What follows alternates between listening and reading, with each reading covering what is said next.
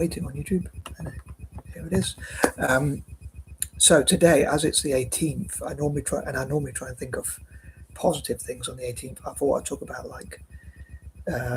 on my theme of Asia for this month. I thought I'd talk about things that Asians are proud of and can be proud of. So if anyone of Asian or even part Asian descent like myself could talk about things that make them be in better English, that make them proud to be Asian or whatever, or part Asian. So yeah, I'd love to know. Come to think of it, I guess I'll probably just ask the question rather than say certain things. But it'd be interesting to find out what Asians have contributed to the world from all over Asia. So and from the diaspora as well, what Asians have invented, what businesses they've made or created, set up, and that kind of thing. And what Asians have achieved, whether that's in business, sports, science, tech, or any other areas, STEM or whatever. So yeah, I would. At one point, until recently, in fact, till probably today, in fact, I thought of the number 18 for like positive affirmations, but I think I used the term a bit erroneously. I think for me, I'm not too keen on specific affirmations, and I guess I'm not positive or assured enough to give affirmations. I suppose one problem I've got is I'm indecisive, but I guess I should. I think I'm going to change it to general positivity rather than affirmations. Reading about more in depth about what in depth of what affirmations are. So on the 18th of August, I was thinking of hopefully I was thinking of doing so today, but I thought I wanted to tie it into my plans for empowering Asians. But on the 18th of August, my birth month, if I remember, I might talk about in my usual list form, like 40 positive thoughts. But yeah, I think I'll change it from positive affirmations to positive thoughts and things I'm grateful for, which I also hope to do on the 27th and maybe the 28th even, and the 31st, because I think the number 13 is negative, so 31 could be 13 backwards, which means positive instead of negative. But yeah, I'd love to know from Asians and part Asians out there, whether that's in Asia itself or from the diaspora around the world, including my fellow Anglo-Indians, as I say, and other part Asians, Indos, Kristangs, Abas, Avus, Blasians, Blindians, part Black and part Indians, and for any other group, what makes you proud to be Asian? Hopefully not in an arrogant or boastful way, but as I said recently, like the saying is, pride comes before a fall, but I was thinking more, it would probably be more fitting to say arrogance comes before a fall, but I guess it wouldn't have quite the ring to it. But yeah, I was trying to, and I'm trying to be as positive as possible today, but I'm quite a pessimist and that kind of thing, a negative person. So I wish I was an optimist and a positive person in general about life and whatnot. I wish I could even see life as a gift. But on the other hand, I sort of say I don't want to be too hopeful or too. I was going to say wishful then. I don't want to be too optimistic. I guess I don't want to look forward to something too much, because I think what if it leads to disappointment? But yeah, I guess that's a bit of a pessimist way to think. I guess I'm a bit of a pessimist, so I love to be proven wrong. One thing about Celtic winning the game, for those who have seen my videos recently, sorry for those who might not have done, but for those who have seen any of my videos, you'll probably know I'm a big fan of Italian football and Celtic. And we won the league, thankfully, but our 56th league title, and we have 121 trophies overall. Sadly, it could have been 123, but we messed up on a couple. I'd love to see Celtic go and win 10 in a row, but again, being a bit of a pessimist, and I don't want to be too negative and pessimistic, hopefully this won't happen, but I was thinking there was like a pitch invasion, and some are saying it was time in the game left, and apparently according to the rules you could get a forfeit, a match abandoned if that happens. I hope not. I hope Celtic retain this title and hopefully go on to win 10, trying to be as positive as possible. But I'd love to know what you think about positive affirmations. Have you tried positive affirmations? Have they worked for you? Do you recommend them?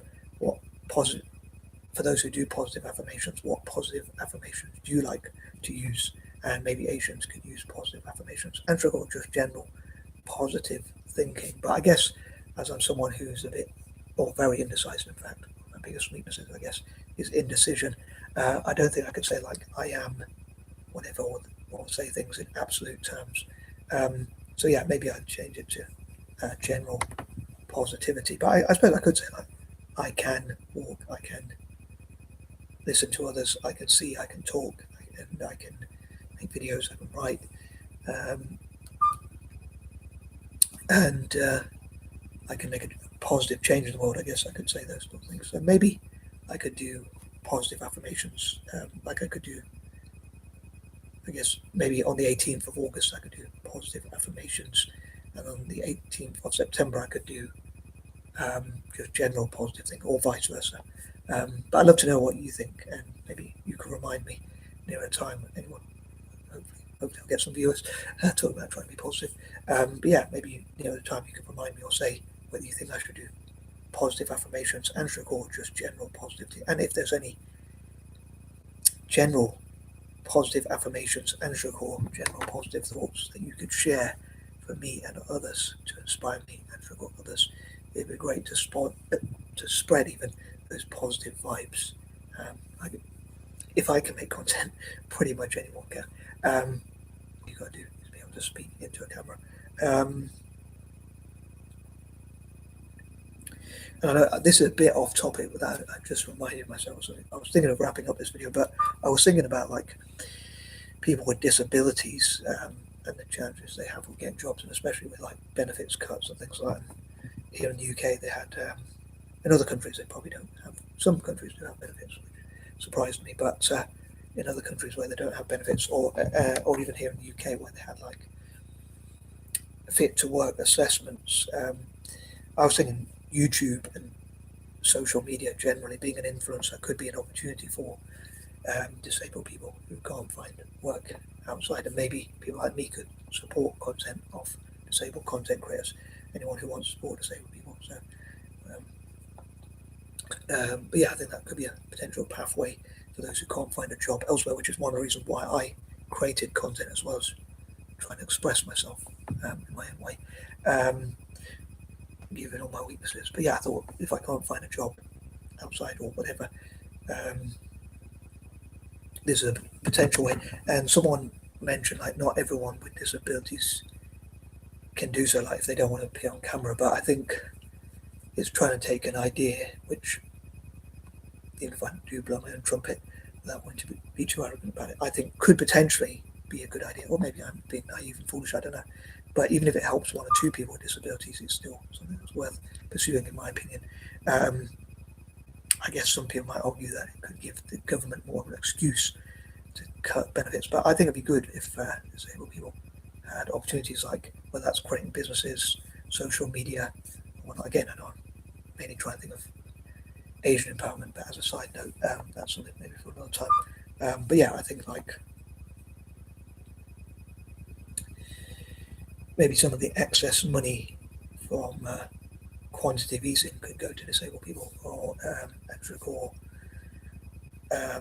I guess there could be tax cuts for disabled people, but that would be something, I guess, that would only benefit those who are working. Again, I know I'm getting a bit off topic because I'm trying to empower people from Asia generally, but again, maybe people in Asia itself who struggle to get jobs could benefit through social media, and people like me, again, could support content by disabled people. So it's a way they could earn money without having to beg, or without having to rely on benefits, or whatever.